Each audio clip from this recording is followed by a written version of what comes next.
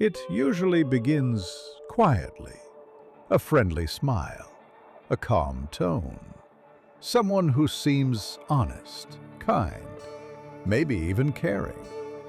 You start to relax around them. You trust them. But deep down, something feels strange, like cold air under the door on a warm day. You can't explain it yet, but your intuition whispers before your mind understands. Something isn't right. Welcome to If Verse, where we explore the quiet corners of the human mind. Today, we're talking about something that hides in plain sight.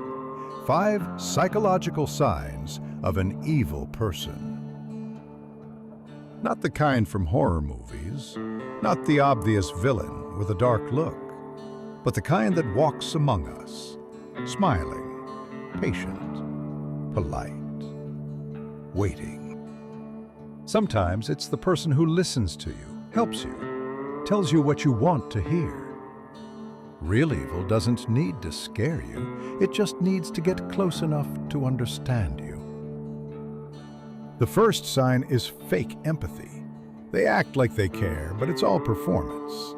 They know how to sound gentle, how to nod at the right time, how to say, "I understand," with the perfect tone. But you'll notice something missing. They never actually show up when you need real help. Their kindness has limits, and those limits are always where effort begins. They remember your pain, but not your happiness. They use your sadness to get closer, but your success to pull away. Real empathy costs something: time, attention, sacrifice. Fake empathy only gives what gets something back. To them, your story is not connection, it's ammunition. The second sign is charm with an agenda. Evil people are often charming. They know exactly how to make others like them. They say the right things, give compliments, laugh at the right moments. It feels amazing to be seen like that. You think you've found someone who finally understands you. But their charm isn't warmth, it's control. It's a mask they wear to win your trust fast. You start changing how you speak, what you say, what you wear, just to keep their approval. You feel nervous when they're quiet. You start apologizing for things that weren't your fault, and that's when it hits you. Their kindness wasn't real. It was bait. The third sign is gaslighting, the slow destruction of your sense of reality. It's when they twist your words, deny what they said, and make you question your memory. You're too sensitive. I never said that. You're imagining things. It seems small at first, but over time you stop trusting yourself. They sound calm, reasonable, so you start to think maybe they're right. You begin to doubt what you feel, what you saw, what you remember. It doesn't happen all at once. It happens slowly, over time, until you depend on them to tell you what's real. And when that happens, they don't need to control you. You start controlling yourself. The fourth sign is the need for control. Evil doesn't want love. It wants power. It starts small. "I'm just worried about you. I don't like that friend. Tell me where you are." It sounds protective, even sweet. But protection without respect is just control. Soon, you stop doing what you want because it might upset them. You walk on eggshells. You avoid certain people. You start hiding harmless things just to keep peace. Your world becomes smaller, your confidence weaker. That's what they want. Not partnership, but ownership. When you finally push back, they use guilt as a weapon. "After everything I've done for you, you don't care about me. You're selfish." But guilt is not love.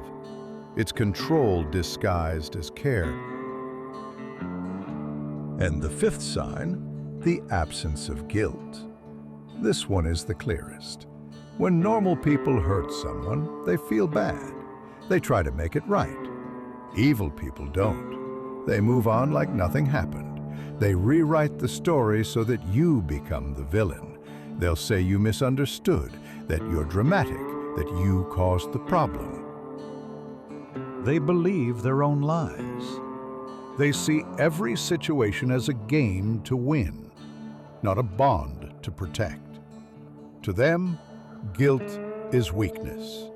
And when someone feels no guilt, there is nothing they won't do again. But here's the truth most people don't want to face. Evil doesn't start out as evil. It starts as pain. It starts as jealousy, anger, pride, and slowly grows in people who stop caring about others. It grows in silence, feeding on fear, until empathy dies. And when empathy is gone, what's left isn't human connection. It's survival at any cost.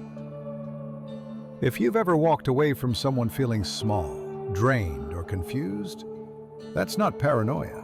That's your body telling you something's wrong. The human mind is smart, but the body is wiser. It senses what your logic can't explain yet. Listen to it. You don't need proof to protect your peace. Awareness is your armor. Once you see the pattern, their power fades. Because their strength was never real. It only worked when you believed it. When you stop explaining, when you stop apologizing, when you start saying no, they lose control.